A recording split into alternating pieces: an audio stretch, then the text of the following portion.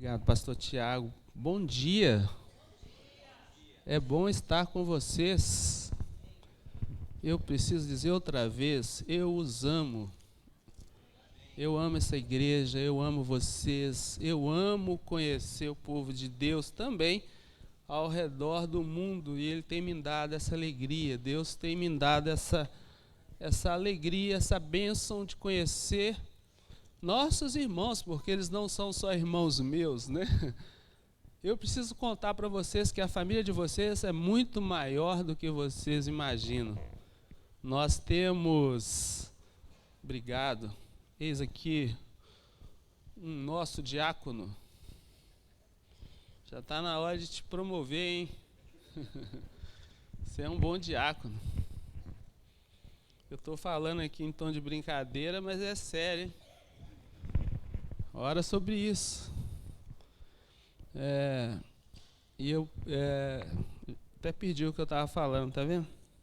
É porque um dos dons espirituais que o Senhor me deu, e eu não sei se você sabe o seu, mas eu tenho com muita clareza, um dos dons espirituais que eu tenho é a exortação. E a gente vai, pastor Tiago, pastor Pedro estão preparando aí o tempo para que a gente trate sobre os dons aqui na igreja.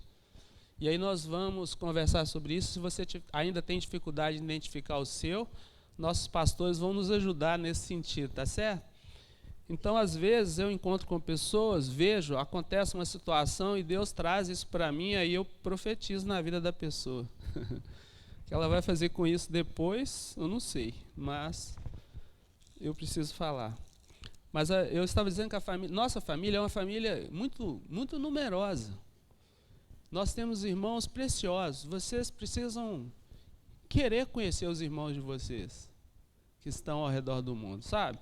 E fazer missões não é nada muito diferente disso, não. É a oportunidade que Deus nos dá de levar o evangelho aos nossos irmãos que estão perdidos. Muitos deles ainda não se identificaram. Eles estão perdidos. E aí a gente vai lá e conta para eles, sabe? Aqui, você é meu irmão.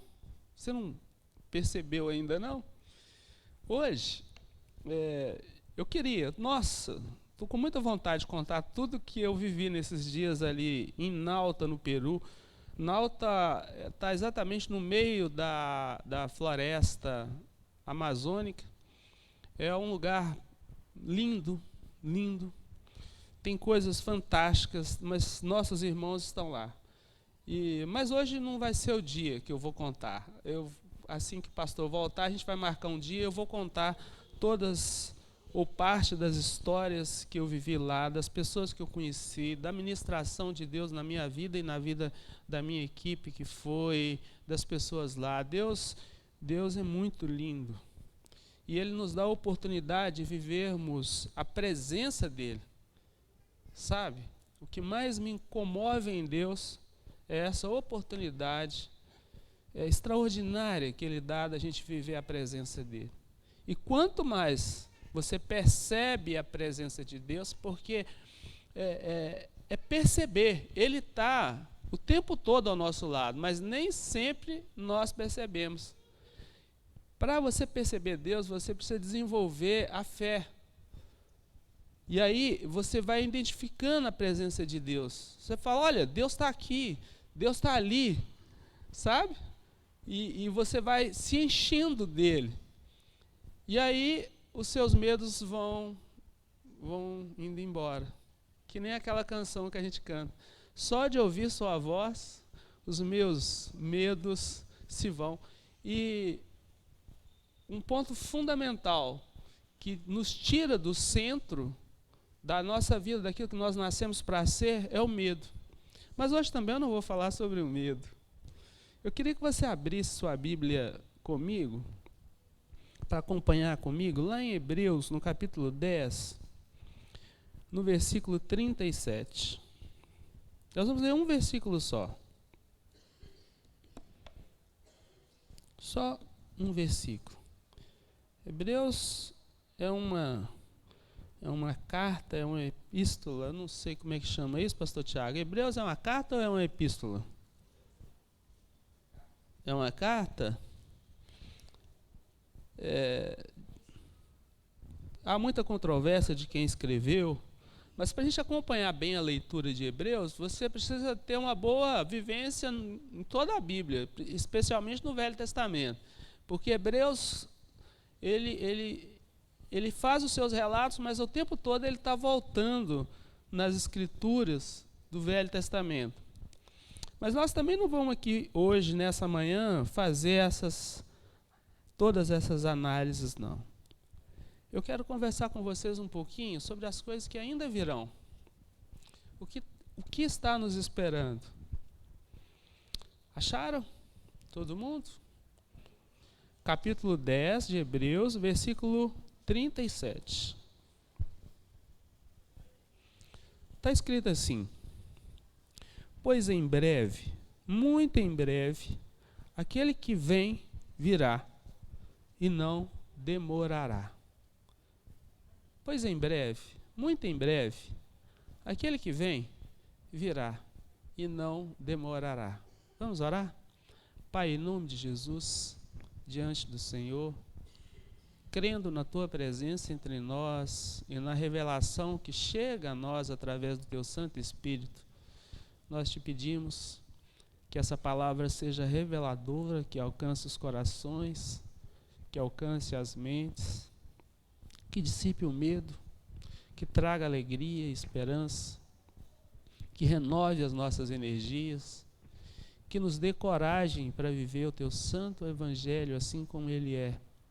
Que os nossos olhos espirituais sejam abertos para que nós vejamos o que o Senhor tem feito na terra, para nós nos reconhecermos como igreja do Senhor e que a nossa causa seja o Senhor e não outra, Pai. Eu oro assim, pedindo a Tua graça e misericórdia sobre nós, no nome de Jesus. Amém.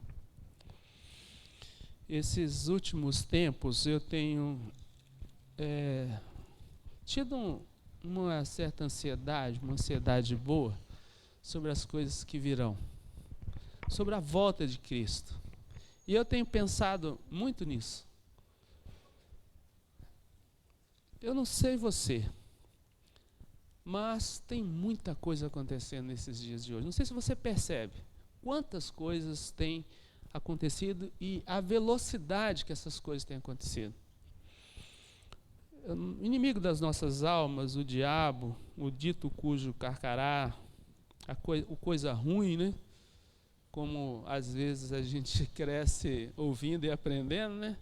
Ou o tentador, como está escrito na palavra de Deus, ou a antiga serpente, é um ser que, se formos considerar o tempo da Terra, é um ser milenar, não é? Ele só não é milenar porque ele é eterno, e a eternidade é algo que confunde a nossa mente, nós temos dificuldade para entender.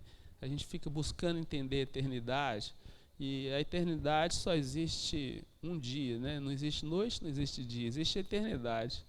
E a gente fica um pouco confuso, e a gente se perde nisso, mas se a gente pensar na nossa era, ele é um ser milenar, inteligente, brilhante, bonito, capaz, competente, e ele tem muitos seguidores, muitos. Diz a palavra que ele conseguiu trazer 1/3 dos que estavam com ele no céu. Esse ser, ele vem observando o comportamento humano ao longo das eras, e ele vem se aperfeiçoando. Ele muda de estratégia a cada período, e ele se adequa àquilo que o nosso coração deseja. Ele percebe, ele faz as modificações, porque o grande objetivo dele é levar com ele quantos ele puder. Ele é um derrotado, mas ele é um derrotado insistente. Às vezes eu tenho dúvida se ele realmente acredita que ele é derrotado, porque às vezes me parece que ele ainda acredita que ele vai poder, de alguma maneira, enfrentar o eterno Deus, porque ele não para. Eu não consigo compreender isso, porque isso está muito para além da minha capacidade. Eu não consigo entender a eternidade, mas o fato é que eu consigo, e eu creio que você também consegue observar algumas coisas que têm acontecido aqui na nossa era, no nosso tempo. E é um pouco sobre isso que eu queria falar com vocês. Deus está sempre também nos observando, mas o diabo também está. E eu tenho percebido que a grande estratégia dele para a nossa época é a distração. Ele consegue nos distrair. Ele permite que a gente alcance uma determinada prosperidade. Isso não é assim em todos os lugares do mundo. Em cada região, ele atua de uma maneira. Lá no Peru, conversando com o pastor lá, e depois eu vou contar um pouco mais sobre isso para vocês, ele identificou a maneira, os modus operandi do diabo ali, no meio da selva amazônica. E o que ele faz para impedir que as pessoas conheçam Deus. Mas, conversando com o pastor William, que é o pastor que me recebeu lá, e pensando sobre a nossa realidade aqui no Brasil, a gente entendeu que a estratégia é diferente, mas o objetivo é sempre o mesmo. Tirar de nós a visão da eternidade. O que o diabo quer? Que você viva a sua vida, que você seja feliz, que você conquiste as coisas que você desejou e que você também, junto a isso, se esqueça da eternidade. E eu penso que a igreja no Brasil, principalmente, a igreja evangélica, né, quando você coloca todo mundo no mesmo balaio, ela tem se esquecido do Cristo. Ela tem se esquecido do Cristo. Cada vez mais, o homem toma o lugar que deveria ser o lugar de Cristo. Ontem mesmo, um amigo me ligou, está nascendo uma nova igreja ali na Savassi, mais uma igreja alternativa, e ele me ligou para falar e talvez para me convidar para participar desse culto de inauguração que vai ser hoje às 16 horas. E ele falou, se justificou e etc e tal. Mas depois, eu passando a noite nas páginas do Facebook, eu vi a propaganda da igreja. E aquilo incomodou a minha alma.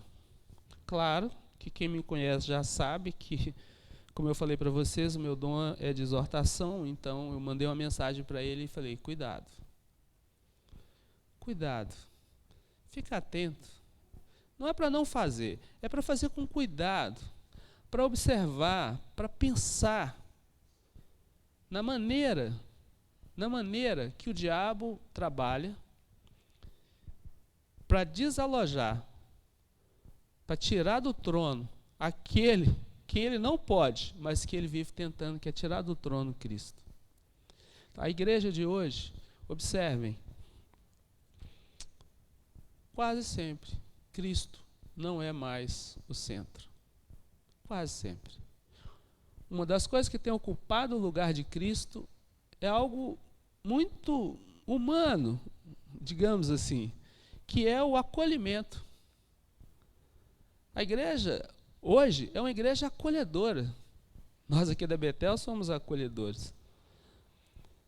Mas o que é o acolhimento? Como que você acolhe uma pessoa? Aceitando todos os modos operantes da vida dela?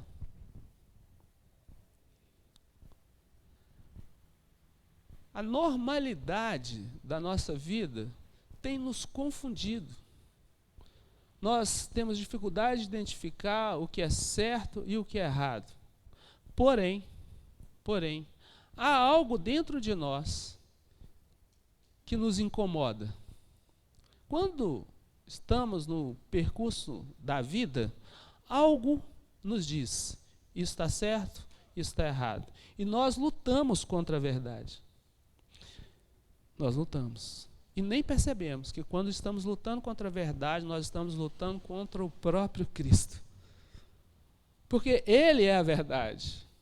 E eu tenho dito isso para os meus filhos lá em casa. A verdade absoluta existe. E ela tem nome. Ela tem endereço. Ela tem CEP, sabe? A verdade absoluta é Cristo. E qualquer coisa, se você quer se aproximar da verdade, você tem que se aproximar desse Cristo. E veja bem, o texto diz, e esse é o grande alerta que eu quero trazer para nós nessa manhã. Pois, como ele diz nas Escrituras Sagradas, um pouco mais de tempo, um pouco mesmo, e virá aquele que tem que vir. Ele não vai demorar. Gente, está cada vez mais perto a volta de Cristo. E talvez aquela pergunta que era tão comum que a gente fazia naquela igreja, que muitos de nós criticou e chamamos ela de uma igreja religiosa, quando os pastores pregavam e diziam assim, o dia que você se apresentar diante de Cristo e que Ele te pedir para mostrar o que você tem nas suas mãos, o que você vai apresentar? Lembra? Mãos vazias. O que você vai apresentar? Ah, Senhor, o Senhor me deu uma família e eu precisava, né? Precisava pagar uma boa escola para os meus filhos, então eu tive que trabalhar muito para conseguir dinheiro para pagar uma boa escola para os meus filhos. Ah, Senhor, não foi o Senhor que me deu a oportunidade? Então, aí eu não tinha tempo não, eu tinha que fazer uma faculdade, 2 faculdades, 3 faculdades, né? Ah, Senhor, mas o Senhor quer que eu seja feliz. Quantas viagens eu pude fazer?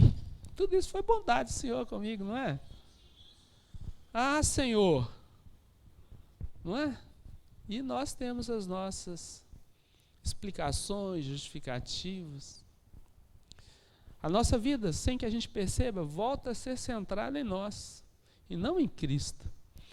E uma das coisas que eu aprendi na minha vida, o pastor Tiago falou, eu tenho essa vocação, e de fato eu tenho, eu não sei fazer outra coisa na vida, eu não sei descansar em outra coisa, e também eu estou certo disso, eu não quero fazer outra coisa, eu decidi por isso, eu não quero.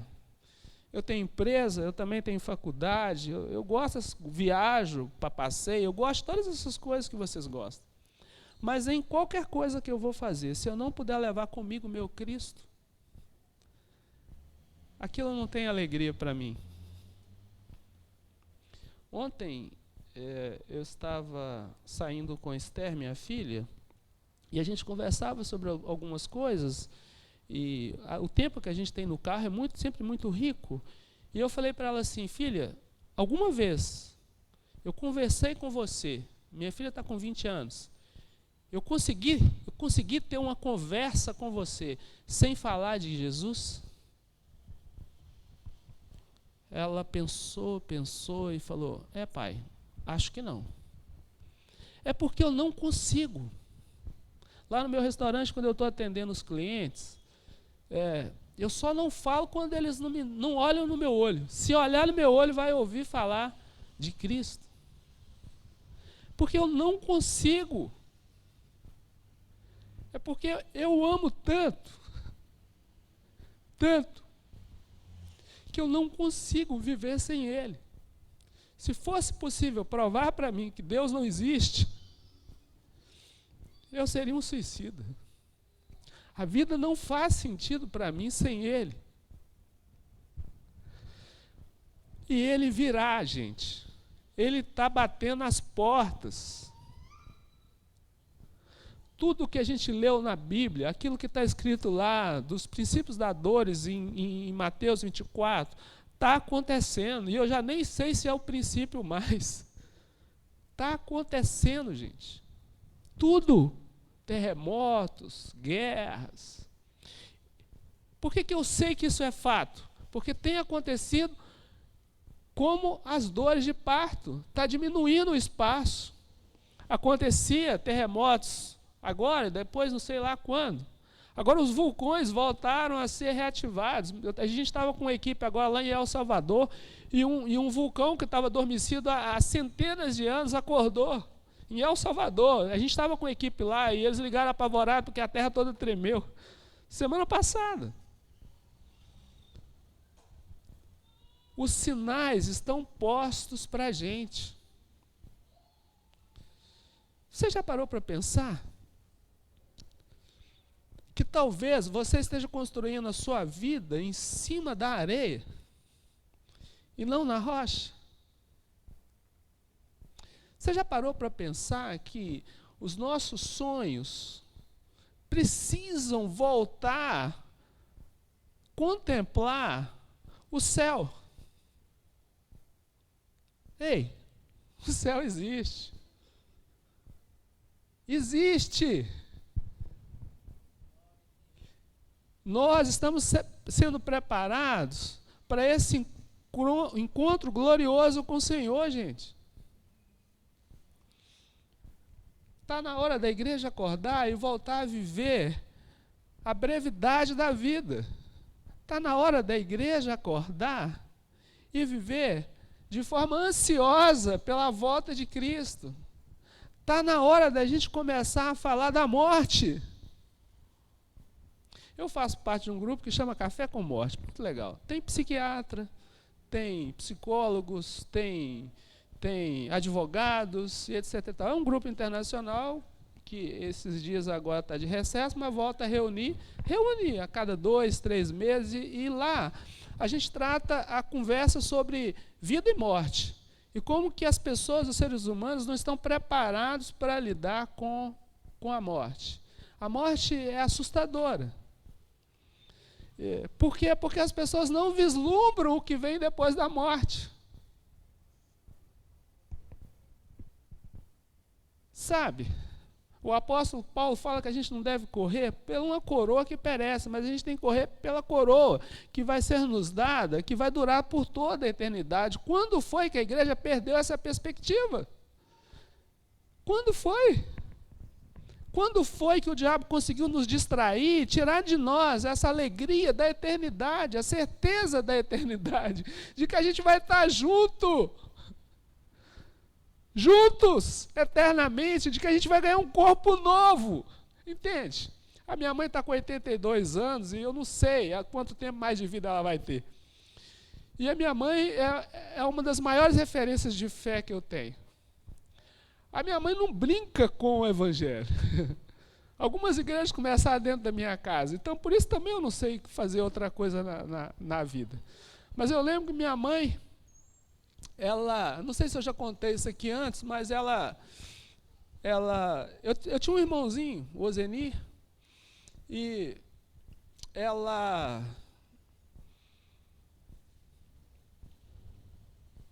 saiu com ele, passando mal, de Petrolândia. Petrolândia fica em Contagem. Ela tinha que andar 6 quilômetros para pegar o ônibus. Ela andou. E aí ela pegou o ônibus e foi lá no Hospital Belo Horizonte. Chegou no Hospital Belo Horizonte, meu irmãozinho já tinha falecido nos braços dela. E daí, eles, não sei porquê, ela foi mal atendida, ela teve que ir até no Hospital da Baleia. O Hospital Belo Horizonte é ali, no São Francisco, ali, acho que São Cristóvão. O Hospital da Baleia é aqui. Ela veio a pé, com o neném já falecido nos braços dela. E quando alguém questionou a minha mãe sobre a bondade de Deus, ela disse: Deus deu, Deus tirou. Bendito seja o nome do Senhor. Deus deu, Deus tirou. Bendito seja o nome do Senhor. A minha mãe faz agora 82 anos. Aos 24 anos de idade, de casamento, ela teve que se separar do meu pai. Ela saiu da casa do meu pai com os 8 filhos e com a promessa de que os filhos mais velhos iam ajudá-la a pagar o aluguel e sustentar a casa. Isso foi em 82. Eu tinha 12 anos. E naquela ocasião, meu irmão mais velho resolveu casar. Em desobediência à minha mãe, teve um casamento infeliz. e tem uma vida infeliz até hoje. A esposa dele eles se separaram, ele já morreu, enfim. Não ouviu minha mãe. E também não ajudou minha mãe com os custos. E minha mãe, a casa que ela morava, ela conquistou lavando roupa. Ela era lavadeira, ela lavava roupa, principalmente macacões. Antigamente os mecânicos sujavam muito, né? E tinha as lavadeiras. A minha mãe era lavadeira. E ela, muitas vezes, às vezes quando eu era criança, eu morria de vergonha, porque eu tinha que ir na casa dos outros buscar a trouxa de roupa. Aí eu vinha com aquelas trouxas na cabeça, né? Eu não sei quantos de vocês têm memória disso, né? Mas, enfim, a gente viveu esse tempo. E minha mãe, ela, com muita luta, ela comprou e pagou o lote, construiu uma casa, onde ela mora até hoje. Mas ao separar do meu pai, enquanto muitos brigam por bens materiais, a minha mãe falou, eu quero só os meus filhos. E pegou os filhos e saiu. E deixou tudo lá para o meu pai. Anos depois, com a orientação de um irmão da igreja, ela fez uma proposta e comprou a casa do meu pai. Comprou a casa do meu pai de volta. A casa que já era dela. Era dela, duplamente dela. E ela comprou. É a casa que ela mora. Quando minha mãe fez 80 anos, nós fizemos uma festa para comemorar. Ela virou e disse para nós, com os netos, os bisnetos, estávamos todos lá. Ela falou assim, tudo que eu pedi para Deus, Ele me deu. Vocês estão falando amém? Porque vocês não viram a vida da minha mãe. Aparentemente Deus não deu não, gente. Um casamento com violência. Neto preso. Filhos que não atenderam, não ajudaram quando ela precisava. Muitas vezes, ela não tinha o que comer.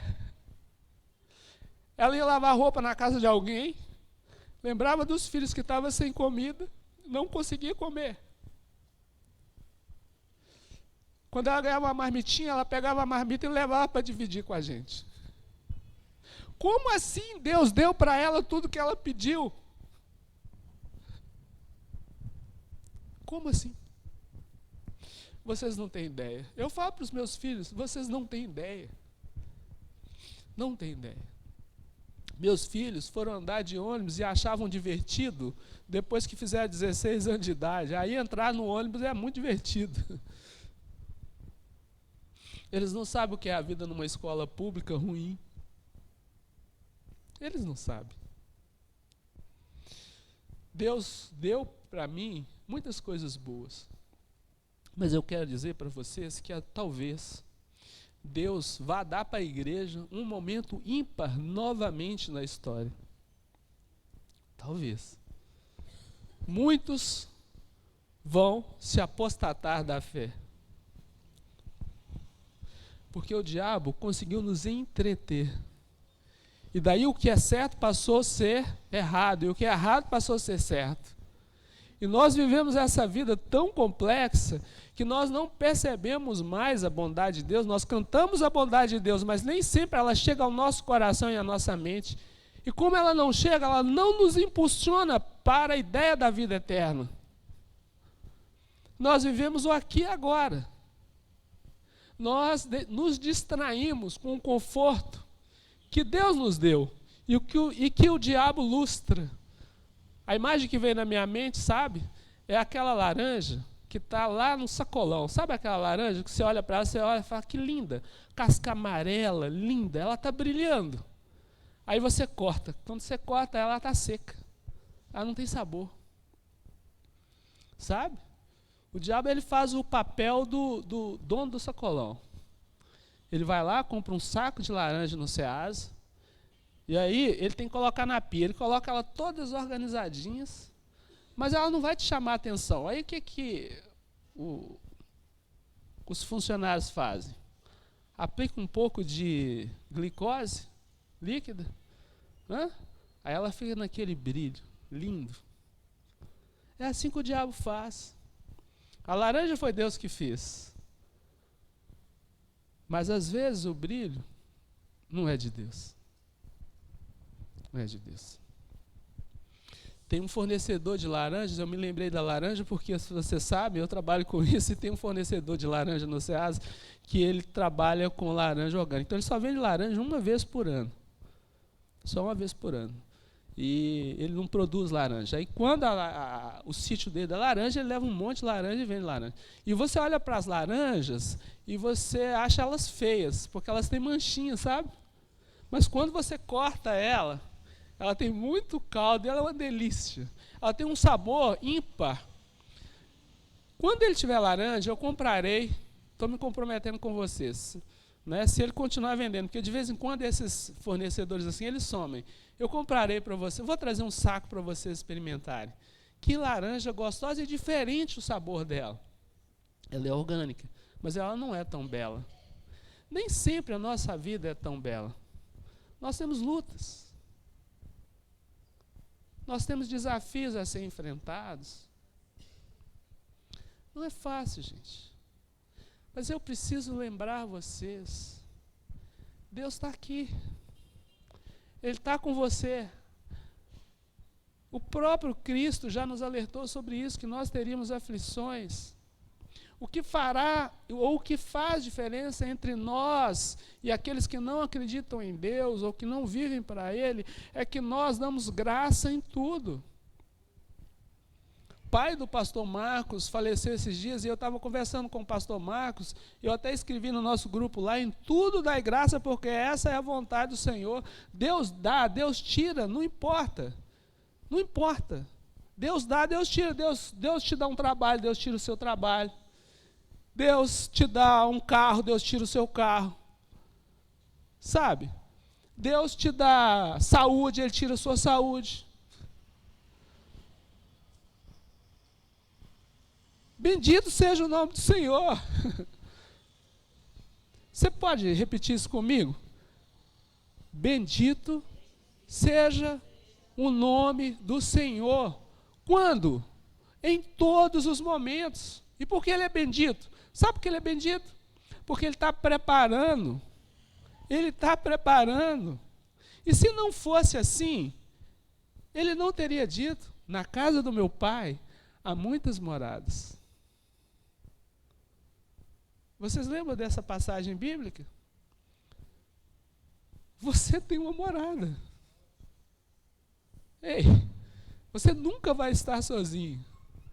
Porque nosso Senhor Jesus Cristo está preparando as nossas moradas.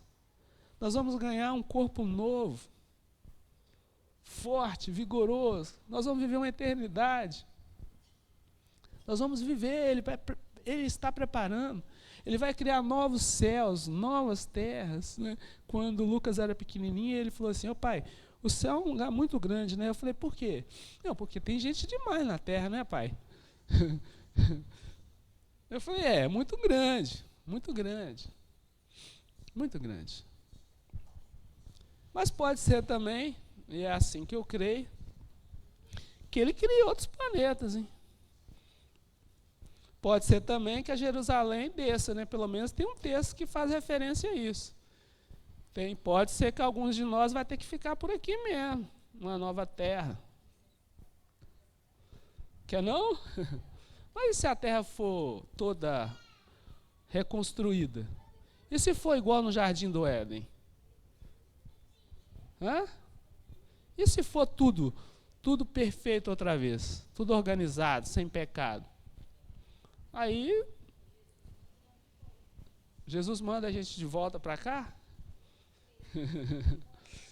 Não sei, irmão, mas a gente tem que começar a conversar sobre essas coisas, sobre essas possibilidades, da Jerusalém descer, e daqui surgir uma terra toda nova, o verde ser mais verde, os animais sendo dóceis, amigos do homem, sabe? Nós precisamos voltar a conversar sobre a eternidade, a gente ganhar outro corpo, não é? O Neubel é um menino bonito, olha lá para ele. Mas ele vai ganhar um corpo mais bonito que esse, Neubel. Hein? E você não vai mais precisar ficar fazendo regime, pastor Levi. Hein? Aquele negócio, né, que a gente fica preocupado, posso comer açúcar, não posso comer açúcar, isso aqui tem muita gordura, isso não tem muita... Não é? Acabou, Dai, você vai ficar desempregada, minha filha. A sua clínica não vai mais fazer sentido. A Dai ajuda as pessoas a ficarem mais bonitas, você sabe, né, gente? Se estiver precisando, aí, Neuber, vai lá, já marcou uma sessão. Isso é o custo da amizade, a gente faz brincadeira sempre com os amigos, né? Mas sabe, gente, sabe? A eternidade, ela é real. Jesus está voltando. Por favor, não deixe o diabo continuar te distraindo. Não deixe. Vamos gastar o nosso tempo para propagar e falar de Jesus. E na medida que você for falar de Jesus, tenha certeza de que você será objetado, que você será resistido. Você será resistido. Se você começa a falar de Jesus com propriedade, não com essa ideia equivocada, quero crer eu assim, do acolhimento, se você começar a denunciar o pecado, você será resistido. Eu não tenho dúvida disso. Onde eu trabalho, em frente ao restaurante, tem um lavador de carros. E eu confesso para vocês que ele está ali, eu estou ali já há mais de 4 anos, e eu nunca tinha confrontado esse moço com o evangelho da cruz. E eu já fiz muitas reclamações em relação à pessoa dele. Mas me incomodou um dia que ele virou para mim, e normalmente, durante um período do dia, eu coloco músicas evangélicas para tocar. E ele virou para mim e falou assim, por que você coloca música evangélica? Isso aí afasta os clientes. Você devia colocar, aí ele me sugeriu as rádios e tal, e as músicas. E olha que eu que gosto muito de música, reconheço que ele tem um bom gosto musical, um gosto musical parecido com o meu. Mas eu não coloco as músicas seculares que eu gosto para tocar o tempo todo, vez por outra eu coloco. Mas eu não coloco o tempo todo. E ele falou, porque a sua música está espantando seus clientes. Aí eu falei, opa, então quer dizer que o João 3,16 que está na minha parede, que eu já ouvi isso de outra pessoa também, quer dizer que as músicas cristãs que eu coloco afastam as pessoas? Será? E eu falei, eu preciso confrontar esse moço, peço até que vocês orem por ele, ele chama Peterson, e o apelido dele é Belém. E eu estou orando por ele, estou confrontando ele com o evangelho. Agora, todas as vezes que eu chego perto dele, eu digo, Jesus te ama, e ele quer mudar a sua vida. Ele me incomoda, no que diz respeito à parte comercial. Mas ele é uma alma que precisa ser resgatada para Cristo. Às vezes eu entregava, e eu fiz isso várias vezes. Alguém me pediu alimento, eu só dou alimento. Eu mudei. Eu dou alimento, mas eu digo, Jesus te ama. Ele quer mudar a sua vida. Eu estou confessando para vocês o meu pecado. O pastor Tiago falou, eu e sua família somos missionários. Mas quantas vezes eu deixo de ser missionário no meu cotidiano? Com a política do acolhimento. Dê comida aos que têm fome. E será que esse é o ensino bíblico? Jesus, quando ele esteve na terra, ele criou uma ONG, e essa ONG se chamava Vida, e ele então começou a fazer marmitex e distribuir para as pessoas, não foi? Aliás, ele reuniu uma multidão de quase 5.000 pessoas, e produziu muita comida, contratou um bom cozinheiro, e distribuiu comida para todos, não foi assim? Foi assim? Foi assim que ele fez? Hã? Foi não? O que ele fez? Ele caminhava, as pessoas iam atrás dele, muitos por causa dos seus milagres, e ele lhes falava da palavra. Aí uma bela hora ele percebeu, os discípulos chegaram, né, na verdade não foi nem ele, os discípulos chegaram para ele e falaram, mestre, vamos dispersar essa multidão aqui, porque eles precisam comer, né? E aí o que Jesus falou? Dai-lhe voz de comer. E daí nós pegamos esse dai-lhe voz de comer e fizemos disso a nossa doutrina. E hoje as igrejas, elas são ONGs, elas entendem que Jesus criou essa organização para alimentar o mundo. Então a igreja agora tem que alimentar o mundo, ela tem que dar a cesta básica, ela tem que dar roupa, ela tem que dar. E aí o objetivo principal dela que é pregar, que é anunciar, eis que o reino de Deus está próximo. Eis que o reino de Deus está entre nós. Nós perdemos essa habilidade. Então nós acolhemos as pessoas.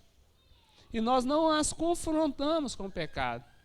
E aí, a igreja que está nascendo agora, que eu contei para vocês, qual que é a base dela? A prostituta, ou a adúltera, né? A mulher adúltera, que chega para Jesus. E Jesus fala, mulher, cadê os teus acusadores? Não é? E aí agora nós vamos acolher. Só que esse pessoal está esquecendo que precisa dizer o final da história, porque Jesus falou para ela, nem eu te acuso, ok? Mas vá e não peques mais. E quando você diz para a pessoa, vá, continua tocando a sua vida, mas não peques mais, abandone os seus maus hábitos, deixe os seus pecados de lado, essas pessoas não querem mais conversar com vocês. Nem mendigo que pede comida. Tem uns dois lá que baixam na porta do meu restaurante, comecei a falar de Jesus para eles, sumiram. Eles não querem ouvir falar de Jesus. Aqui na porta dessa igreja, não sei quem estava perto de mim, não sei se o pastor Levi estava, veio um sujeito, pediu o alimento. Eu fui falar para ele que Jesus o ama, ele pegou o alimento aqui na porta da igreja, jogou no chão. Ele disse, já vem você me dar lição de moral.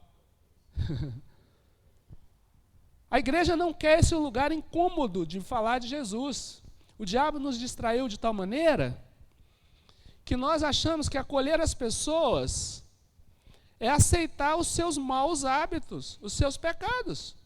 Quando é a igreja que a gente vai acordar e falar, Jesus te ama, Ele quer transformar a sua vida. A mensagem do Evangelho é uma mensagem transformadora. Ok, tem coisas que nós podemos discutir se é pecado ou não, mas tem uma lista de coisas que o Senhor já definiu na palavra, que é pecado. É pecado. E a Bíblia diz, quem comete tais coisas não herdarão o reino dos céus. E se eu quero herdar, a começar em mim, eu preciso deixar os meus maus hábitos.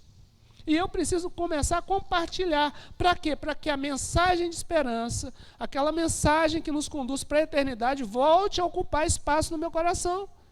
E se ela volta, logo, a minha busca mais não vai ser pelo prazer, para realizar a vontade do meu coração. Os meus maiores sonhos não pode ser fazer uma viagem para as ilhas Maldívias, tem isso? Vocês que são chiques aí? É Ilhas Maldívias? Maldivas? Aí. A irmã ali que é mais chique sabe, tá vendo? Não pode ser, não pode ser. O meu sonho, quando eu penso no Peru, não pode ser ir para Cusco, para Machu Picchu. Não pode ser. Sabe, aquilo que move a sua vida. Eu não estou falando de sonho de realização, vocês estão me entendendo. Então, é claro, eu quero ir em Machu Picchu. Eu já fui no Peru 2 vezes e não fui em Machu Picchu. Eu quero ir em Cusco, claro que eu quero. Claro que eu quero. Se o Senhor quiser agradar esse desejo do meu coração, Ele vai me dar. Mas o meu sonho no Peru é para pregar o Evangelho. É para conhecer meus irmãos. É para levar um pouco de alento para aqueles que estão sozinhos no meio da selva. Esse tem que ser o meu principal sonho, quando eu penso no Peru. Claro, quando eu penso nos Estados Unidos, me vem a Disney. Eu posso querer ir na Disney, e já fui. Deus já me deu isso. 1, 2, 3, 4 vezes. Mas não pode ser a minha busca.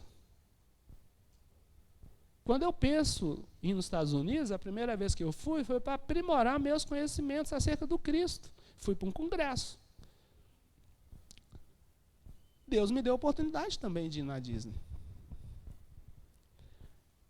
Inversão de valores.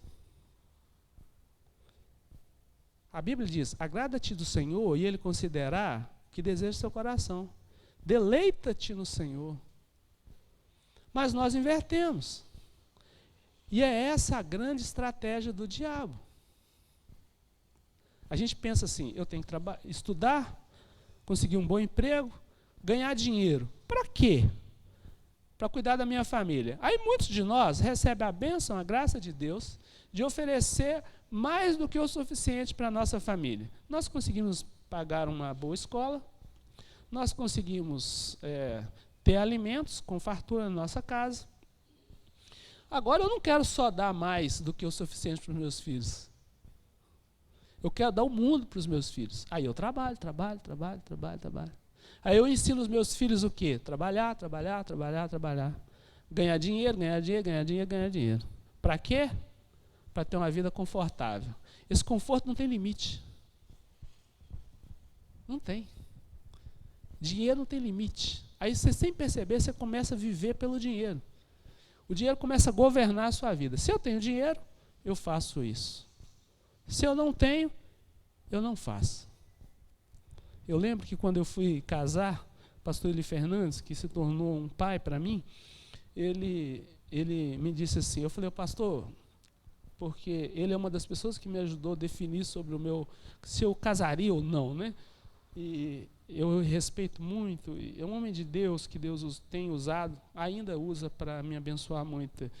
E eu falei, pastor, mas a vida vai ser difícil. E ele é um homem assim, abastado, a família dele é uma família, não foi sempre assim, mas é. E ele casou com uma mulher também que era de família rica, então ele sabia bem o que ele estava falando.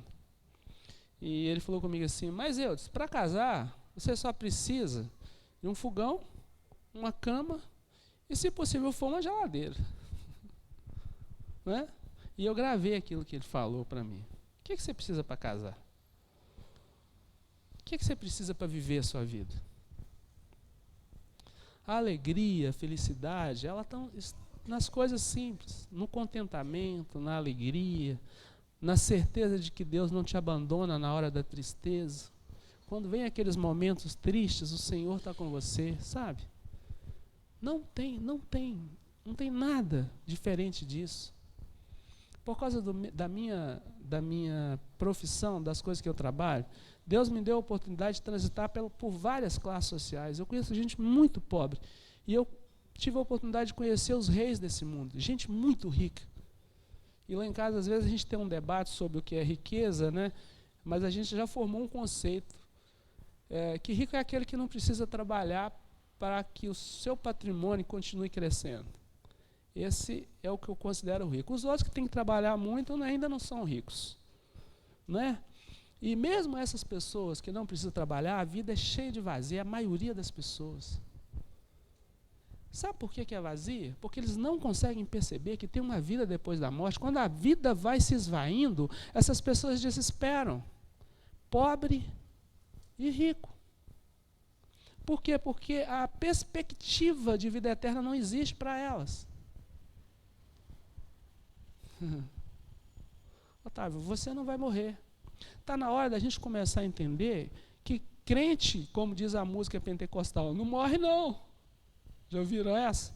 Vou ensinar para o grupo de louvor para cantar aqui. Crente não morre não. A gente não vai morrer. Entendeu? Não existe essa possibilidade de morte para você, Evane. A única coisa que vai acontecer, você vai trocar de corpo. Vai tirar essa casca e vai ganhar um corpo novo. Entendeu, Paulo? Nem o crematório que você trabalha lá vai poder te matar. Aquilo é quente, né? Não tem jeito. Crente não morre, não. Então vamos começar a trabalhar com a perspectiva da vida eterna, gente. Aquele que vem virá. E virá brevemente. Então vamos gastar os nossos dias falando dele. Confrontando esse mundo com o evangelho da cruz. Não pare de falar. Se você falar e perder o seu emprego, glorifique a Deus, porque a Bíblia diz que bem-aventurado você é quando você sofre a favor do evangelho. Agora tem que sofrer a favor do evangelho. Você não pode sofrer porque você foi corrupto. Você não pode sofrer porque você foi grosso com as pessoas, foi rude. Você não pode sofrer porque você maltratou alguém. Né? Você não pode sofrer porque Alguém te xingou porque você deu uma fechada nele no trânsito. Não. Você tem que sofrer porque você falou de Jesus. E se você fala de Jesus, se não há luz, se não há propósito de Deus naquele ambiente, você vai ser rejeitado.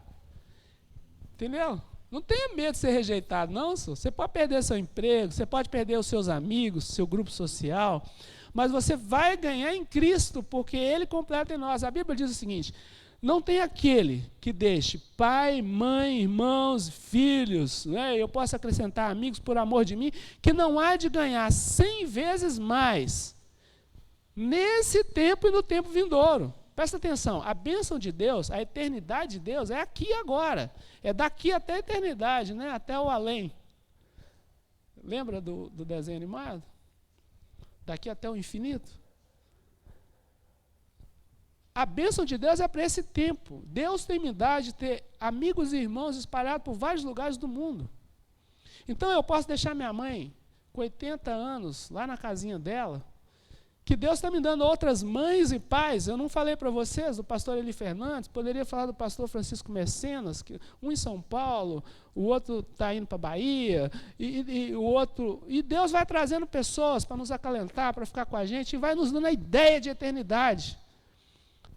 Sabe, aquele lugar esplendoroso que nós vamos viver eternamente entre os nossos verdadeiros irmãos e irmãs. Alguns parentes meus de sangue não estarão comigo, gente. Gente, outra coisa, entenda, o inferno existe, gente. Não cai nessa bobagem de pensar que ele não existe, não. Que Deus vai salvar todo mundo. Ele quer salvar, mas tem muita gente que não quer ser salva. E a gente sabe que o inferno é a expressão da bondade de Deus. Deus ama tanto, tanto o ser humano, que ele inclusive permite ele ir para o inferno. Entende? É a opção do ser humano. Mas o inferno existe. E não há nada que eu ou você possa fazer para mudar essa realidade. A Bíblia diz que a fé vem por ouvir a palavra de Deus. Nós precisamos ouvir a palavra de Deus. Nós precisamos meditar. Na minha casa eu falo sempre com meus filhos. Vocês estão aí cada vez mais aprendendo mais sobre a ciência. Mas vocês precisam ter o contraponto, que é a fé. Porque senão vocês vão ser levados por ventos de doutrina, sejam elas científicas ou elas religiosas. Quantas pessoas, quantos manipuladores da fé existem entre nós? Mas a gente não sabe contrapor essas pessoas porque a gente não tem tempo para ler a Bíblia. Vamos ser honestos, a gente não tem tempo para ler a Bíblia. A gente não tem tempo para orar. A gente segue séries, a gente lê livros, mas a gente não lê a Bíblia, a gente não confronta a vida com os ensinos que estão aqui nessa palavra. Se a gente fizer isso, a nossa vida volta a ser centrada, Cristo volta a ser o centro. Então você precisa gastar tempo. Você passa de 16 horas ou 18 horas que você passa acordado, quanto tempo você dedica? E começa a entregar o dízimo do seu tempo para o Senhor. Fale dele, começa a falar dele. Você vai ver que vai ter uma ânsia, cada vez você vai falar mais. Fale com amor, com cuidado. Acolha de verdade as pessoas. Deixa o Evangelho transformar. Gente, a única coisa que transforma a vida das pessoas é o Evangelho. As pessoas estão com mais coragem para tirar a vida.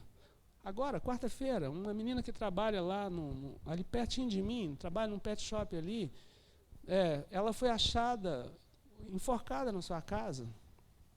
Há pouco tempo atrás, um cliente meu lá, desesperado, porque não conseguia ajudar o irmão e a mãe, e bebia muito, se enforcou com a corda que ele carregava o cachorro. Na igreja que eu frequentei, um irmão, diácono da igreja, desesperado com a vida e com a dor da alma, amarrou uma corda no pescoço e pulou no pé de manga. Diácono da igreja, foi vice-moderador da igreja. As pessoas estão desesperadas, porque elas não encontram razão para a sua vida. Elas perderam a perspectiva da eternidade. E nós, igreja, Betel, não podemos ficar inertes. Inertes à verdade do Evangelho da cruz. Como o pastor Tiago disse no início, todos nós somos missionários. Então, se todos nós somos missionários, que sejamos, porque breve ele virá. Ele está vindo. Ele está vindo. Era para vocês todos estar assim, aleluia, glória a Deus, Ele está vindo, gente.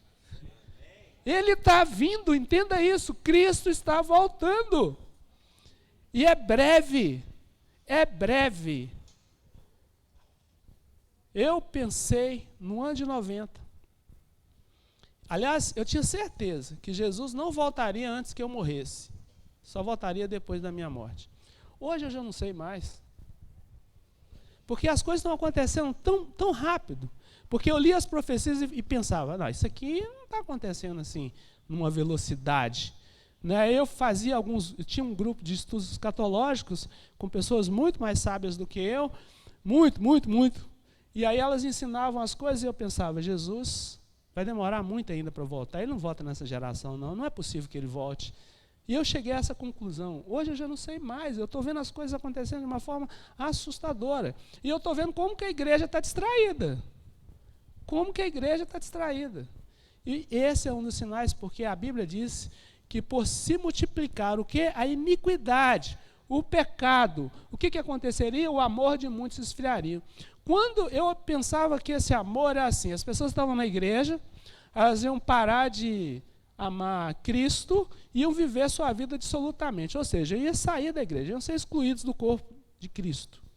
Então, eu ficava esperando esse tipo de amor esfriado, né? Frio. Agora, eu estou percebendo que o amor a Cristo está frio dentro da igreja. Eu estou assustado. As pessoas vêm na igreja e não amam mais Cristo. Elas amam a ideia de Cristo. Não o Cristo ressurreto. Porque o Cristo ressurreto, ele te impõe disciplina e responsabilidade. Que Jesus nos abençoe. Que Ele fale ao seu coração, assim como tem falado ao meu. E que nós comecemos a viver, ou voltemos a viver com a perspectiva da eternidade, porque Jesus, breve, muito breve, virá.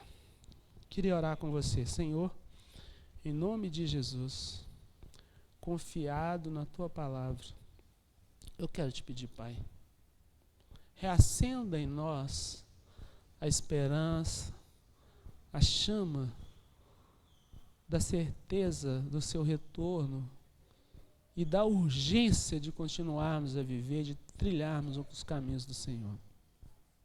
Nos dê sabedoria para enfrentarmos, Senhor, essas distrações que o diabo tem colocado. Não permita, Senhor, que o nosso amor se esfrie. Nos incomode, Senhor, nos incomode. Oh Deus, nos ajude, nós somos tão fracos, Pai, tão pequenos. Oh Senhor, mas nós te amamos tanto. Eu te amo tanto. Oh Deus querido. Oh Deus querido. Ministra a vida dos meus irmãos. Ministre, Senhor, a vida dos nossos pastores. Ministre, Senhor, na vida da nossa equipe de louvor. Que nós consigamos cantar cânticos novos, cânticos que falem do Senhor, que sejam alimentados pela nossa experiência com o Senhor e não com a experiência de outros, Pai. Fale com os nossos filhos, Pai. Oh Deus, impeça a ação do diabo, que eles, quando estiverem estudando, aprendendo muitas coisas que são verdadeiras, mas que podem distraí-los, pode tentar tirar o Senhor do centro, Pai, que eles sejam alertados, que eles percebam, Senhor. Oh Deus, que as Tuas bênçãos que têm sido derramadas de forma abundante sobre nós, Senhor, a bênção financeira, a bênção da saúde, oh Deus, que elas também não sejam distrações para nos tirar do foco, Senhor. Que a nossa diversão, Pai, a alegria, o prazer que nós temos de ouvir uma boa música, o prazer que nós temos de ler um bom livro, Senhor, o prazer que nós temos de fazer uma viagem em família, com os amigos, nada disso, Pai, consiga tirar o Senhor do centro, porque o Senhor é a nossa razão, Pai. Ajude-nos, Senhor, a falarmos do Senhor em qualquer ambiente que estivermos, Senhor. E não precisa ser de forma chata, porque o Senhor é divertido, o Senhor é alegre, o Senhor é bom, o Senhor é bom, Pai. E eu tenho experimentado a sua bondade na minha vida, Pai. Que essa unção que o Senhor derramou sobre mim seja derramada sobre os meus irmãos também, Pai. Que eles não tenham medo, Senhor. Não tenham medo de viver, mas também que não tenham medo da morte, porque ela não pode nos alcançar mais. Aleluia. Porque nós fomos redimidos, lavados pelo sangue do Cordeiro. Oh Deus, que esse seja um domingo de graça, Pai, para os meus irmãos. Que a Tua palavra não saia da mente deles, Pai. E que eles se sintam incomodados em querer saber mais do Senhor, para que a paz interior flua, Senhor. Para que a certeza da Sua presença na vida deles seja real, Pai. No sucesso e no aparente fracasso, porque Teus filhos jamais fracassam.